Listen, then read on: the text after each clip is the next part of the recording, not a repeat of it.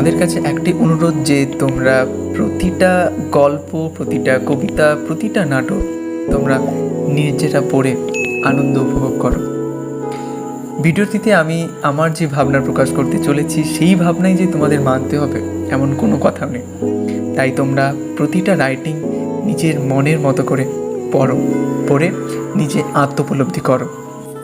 So hello guys, চলে এসেছে আমরা নতুন একটা ভিডিও নিয়ে, এবং আজকের ভিডিওর টপিক হচ্ছে আজ আমরা মাদার টেরিজার বলা এমন কিছু মহান মহান নোবেল লেকচার যেগুলো আজ আমরা এই ভিডিওতে জানতে চলেছি এবং যেটা আমাদের ক্লাস 11-এর সেমিস্টার 2-এর সিলেবাসে রয়েছে। শুরু করা যাক আমাদের আজকের video, Nobel lecture by Mother Teresa. তো প্রথমেই আমাদের জানতে হবে মাদার টেরেসা কে ছিলেন।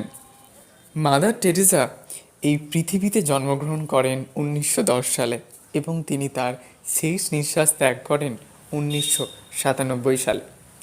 খুব কম বয়সে তিনি রোমান ক্যাথলিক চার্চে নান হিসেবে যুক্ত হয়েছিলেন এবং তারপর তার বয়স যখন 18 বছর হয় তখন তিনি ভারতে চলে আসেন এবং আমাদের এই কলকাতায় তিনি অনেক বছর সময় কাটিয়েছিলেন এবং তারপর তিনি ধর্মীয় শিক্ষক হিসেবে বিভিন্ন মানুষকে ধর্ম জ্ঞান দিয়েছিলেন এবং তারপর তিনি দ্য মিশনারিজ অফ চ্যারিটি তৈরি করেছিলেন তিনি, এবং তারপর তিনি তার সমগ্র জীবনটা অসহায় পড়া গরিব মানুষদের সহায়তার জন্য প্রদান করেছিলেন তিনি, এবং তারপর তিনি দ্য নোবেল পিস প্রাইজ পেয়েছিলেন 1997 সালে। তো আজকের এই যে আমরা নোবেল লেকচারটা পড়তে চলেছি, এই লেকচারটা এই যখন নোবেল পিস প্রাইজটা তিনি যখন নিচ্ছিলেন তখনই তিনি এই বক্তৃতাগুলি দিচ্ছিলেন। অর্থাৎ 1979 সালে নোবেল পিস প্রাইজ লেকচারে মাদার টেরেসার যে মনের মধ্যে কিছু কোর বিলিভস রয়েছে, মানে যেই বিশ্বাসগুলো তিনি সবসময় ফলো করেন, যেমন তার মধ্যে রয়েছে যে তোমার সবসময় প্রতিবেশীদের প্রতি সহানুভূতি, ভালোবাসা দেখানো এবং মানুষের যে জীবন সেই জীবনকে সম্মান জানানো এবং শান্তির বার্তা সমগ্র পৃথিবীর মধ্যে ছড়িয়ে দেওয়া। এই কোর বিলিভসগুলো তিনি সবসময় ফলো করতেন। এইগুলোর কথাই তিনি অ্যাকচুয়ালি এই নোবেল লেকচারের মাধ্যমে বলবেন বিভিন্ন গল্পের ছলে। তো শুরু করা যাক। তো প্রথমেই এই নোবেল লেকচারটিকে দুটো ভাগে আমি ভাগ করেছি। একটা হচ্ছে পোয়েট্রি অ্যান্ড লাভ, আর একটা হচ্ছে দ্য জয় অফ শেয়ারিং। তো আজকের ভিডিওতে আমরা পোয়েট্রি অ্যান্ড লাভ এই বিষয়টা নিয়ে আজ আমরা আলোচনা করব। তো প্রথমেই যখন তিনি তার লেকচার শুরু করছেন তখন লেকচার শুরু করার পূর্বে তিনি একটা প্রার্থনা করছেন। কার জন্য? সেন্ট ফ্রান্সিস অফ অ্যাসিসি জন্য তিনি প্রার্থনা করছেন এবং তারপর তিনি ভগবানকে ধন্যবাদ জানাচ্ছেন যে আজকের দিনে আমরা সবাই একই স্থানে আসতে পেরেছি, এক জায়গায় দলবদ্ধ হতে পেরেছি, তাই জন্যই তিনি ভগবানকে ধন্যবাদ জানাচ্ছেন এই সৌভাগ্য দেওয়ার জন্য।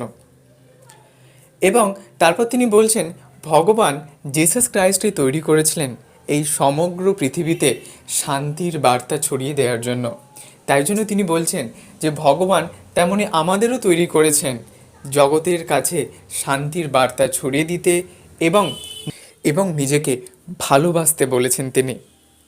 এবং মাদার টেরেসা একটা অভিজ্ঞতার কথা বলছেন যে তিনি যখন এরকম একটা পুরনো বাড়িতে তিনি গিয়েছিলেন এবং যেই বাড়িটা অত্যন্তই লাক্সারিয়াস ছিল, মানে যেই বাড়িতে প্রায় সব কিছুই ছিল, নামি দামি সব কিছুই ব্যবস্থা রয়েছে, কিন্তু তিনি দেখছেন বাড়ির মধ্যে বসবাসকারী এমন কেউ একজনও হাসেননি। সবাই সবার মনের মধ্যে, মুখের মধ্যে এক গভীর একটা দুঃখের ছোঁয়া রয়েছে।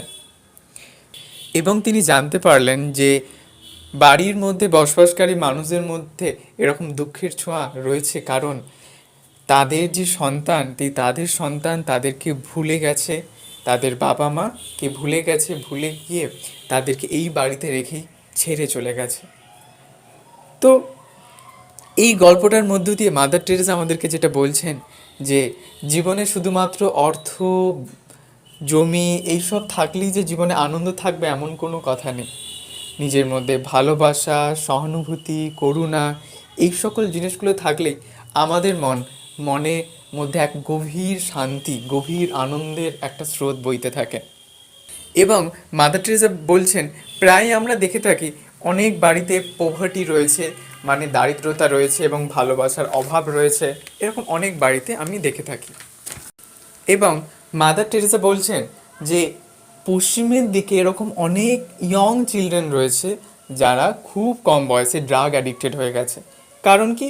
কারণ তাদের বাবা মার একদম সময় নেই তাদের সাথে সময় কাটানোর।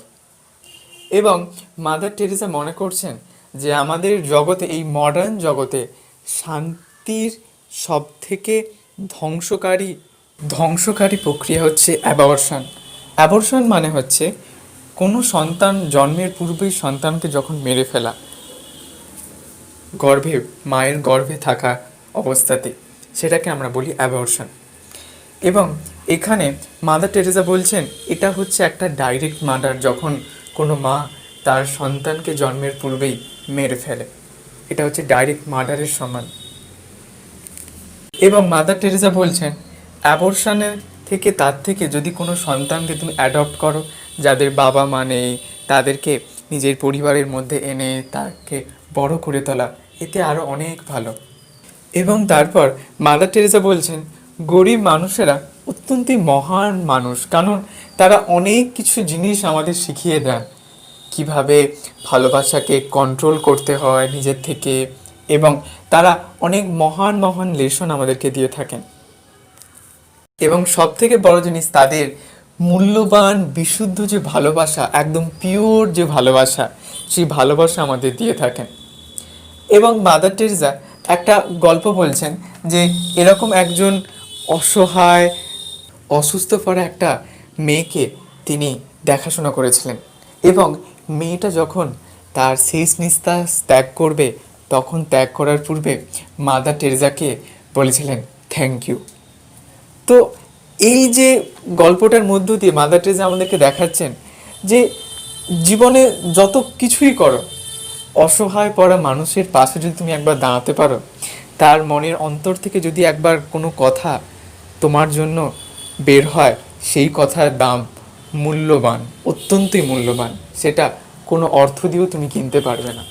এবং মাদার টেরেসা বিশ্বাস করেন যে চ্যারিটির যারা মিশনারিজ রয়েছেন, তারা শুধুমাত্র যে সোশ্যাল ওয়ার্কার তা কিন্তু নয়, তারা হচ্ছে এই জগৎ সম্পর্কে অত্যন্ত গভীরভাবে তারা ভাবনায় নিমজ্জিত থাকেন। এবং এই জগতে অনেক সমস্যা রয়েছে, কিন্তু তিনি মনে করছেন একমাত্র ভালোবাসাই হচ্ছে এই জগতে সব সমস্যা সমাধানের একমাত্র উপায়। এবং ভালোবাসা আর স্যাক্রিফাইস তাই জন্য আমাদের প্রত্যেকের বাড়িতে শুরু করা উচিত। এবং এই জিনিসটা আমাদের মাথায় রাখতে হবে যে শুধুমাত্র যে তুমি যেটা করছো সেটা করবে, কিন্তু তার সাথে যেটা করছো সেটাকে মন দিয়ে ভালোবাসার সাথে করতে হবে সব সময়। অর্থাৎ তুমি যখনই যেই কাজটাই করবে, সেই কাজটাকে গভীর ভালোবাসার সাথে করতে থাকবে।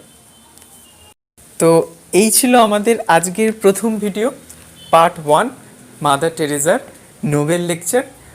যদি তোমাদের কোথাও কোনো প্রশ্ন থাকে অবশ্যই তোমরা কমেন্টে জানিও, আর ভিডিওটা তোমাদের কেমন লাগলো অবশ্যই তোমরা কমেন্টে জানাতে ভুলো না যেন।